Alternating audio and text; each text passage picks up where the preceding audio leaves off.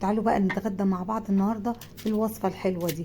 الوصفه دي لازم لها لقمه كده متحمصه واحطها في قلب الصوص. النهارده هنتغدى مع بعض عدس بجبه. كل ما نقول هنا عدس بجبه يقولوا كشري مصري، بس العدس بجبه بيتعمل بطرق مختلفه وطرق حلوه، والنهارده عملنا له صوص كمان مختلف. يلا بينا. اول حاجه كده هبدا بيها العيش عشان احمصه بقى. هقطعه كده التقطيعه اللي احنا عايزينها، هقطعه على 4 بالشكل ده كده، واحطه على صاج واحطه في الفرن كده ماشيين مع بعض اهو خطوه خطوه. عايزه اقول لك بقى العدس ده اروع انواع العدس هتعمليه. العدس بصوا بقى، هجيب كده جزرتين متوسطين وهقطعهم تقطعات كبيره بالشكل ده كده، ومعايا بصلايه متوسطه، ومعايا ربطه كزبره خضراء، ومعايا علبه زبادي، ومعايا كوبايه عدس منقوعه، ومعايا التوابل هنقول عليها، ومعايا بقى ايه كمان نص ليمونه، ومعايا شويه زيت، زيت عادي وزيت زيتون. حابه تعملي بالزيت العادي اعملي. بصوا بقى كده انا قطعت الجزر وهقطع كمان البصلايه كده. كان عندي 2 من الطماطم كده غليتهم في شويه ميه، خدوا غلوه بسيطه عشان عايزه ايه اشيل القشره بتاعه الطماطم.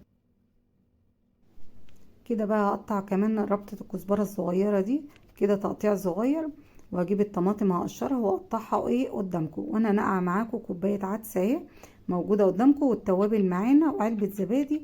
وكده قطعت الايه الخضار كله كده بالشكل ده. هحط بقى حلة على النار فيها شوية زيت تسخن معانا، وانزل عليهم بقى بالبصلاية وفص ثوم كده يتشمعوا مع بعض كده يتشوحوا مع بعض. واحط بقى الجزر لانه بياخد سوا شوية بالشكل ده كده ماشيين مع بعض اهو خطوه خطوه. الوصفه بتاعتنا النهارده بتعتمد على التوابل، اهم حاجه فيها التوابل. بس المفروض ان احنا نحط شطه، احنا محطيناش شطه لان بقى ايه احنا حسب ظروفنا الهنود بتاكل شطه. بصوا بقى حطيت مكعب مرق الدجاج كده، لان احنا هنا يعني ربنا عالم بالقولون بتاعنا، احنا بقى على قد ايدينا كده هنخفف من شطه. كفايه قرم الشطه اللي انا هحطه ده دلوقتي. بصوا كده مكعب مرقه الدجاج مع الخضار.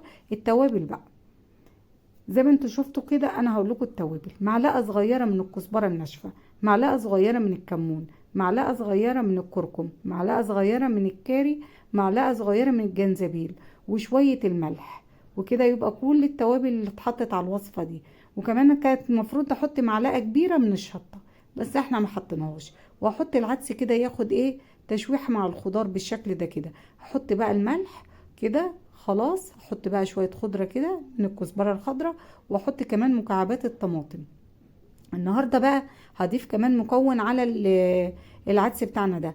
هحط كمان معلقه سمسم صغيره بالشكل ده كده. بصوا ياخدوا كده تشميعه مع بعض، واحط عليهم بقى ايه كوبايه ونص من الميه، واسيب الخضار بتاعنا ده يستوي مع بعضه، وفي الاخر هنشوف هنعمل فيه ايه بالشكل ده كده شايفين. يلا بينا بقى نغطي عليه ونشوف هنعمل الصوص بتاع الوصفه بتاعتنا دي ازاي. يلا بينا. كده بقى انا هجيب ايه بولة كبيرة كده، واروح حاطة فيها معلقة علبة الزبادي ونص ليمونة بالشكل ده كده. شيل اي بذر كده معانا، واحط بقى ايه معلقة سمسم كبيرة كده كمان، واروح حاطة شوية زيت زيتون. ما عندكيش زيت زيتون حطي زيت عادي. واقلب الخليط ده كله كده بالشكل ده كده شايفين. واروح حاطة بقى سن الكزبرة خضراء كمان عليهم، وسن الكمون. حطيت انا الكمون كده وهقلبه، واروح حاطة كمان ايه سنة الكزبرة الخضراء. بصوا بقى العدس بتاعنا شكله عامل ازاي وبيغلي الخضار لسه بقى معايا ما استويش بالشكل ده كده. بعد ما استوى هروح جايبه بقى اي خلاط تبرد معانا الوصفه تروح حطها في الخلاط. عندك الهاند بلندر زي ما عندي كده، وهي الوصفه على النار كده تاخد بس تقلبتين، وكده يبقى استوى العدس بتاعنا. ويلا بينا بقى نغرفه. بس قبل ما نقفل عليه هنروح حاطين شويه زيت زيتون، معلقه زيت زيتون كده بقى. هغرفه معاكم بالشكل ده شايفين شكله عامل ازاي وطلع معانا ازاي. بصوا بقى عشان نقدمه بقى نروح حاطين عليه بقى شوية الصوص ده. بصوا الصوص ده بصوا كده اروح مزوقه بيه الطبق بالشكل ده كده، واسيب الصوص ده على جنب. اللي حابب يقدم يقدم، وشوية السمسم كده، وشوية الكزبرة الخضراء كمان فوق الوش. وكده بقى بقول لكم لو عجبكم الوصفة بتاعتنا ما تنسوناش باللايك والمتابعة عشان يوصل لكم كل جديد. واشوفكم على خير، واقول لكم ايه السلام عليكم ورحمة الله وبركاته.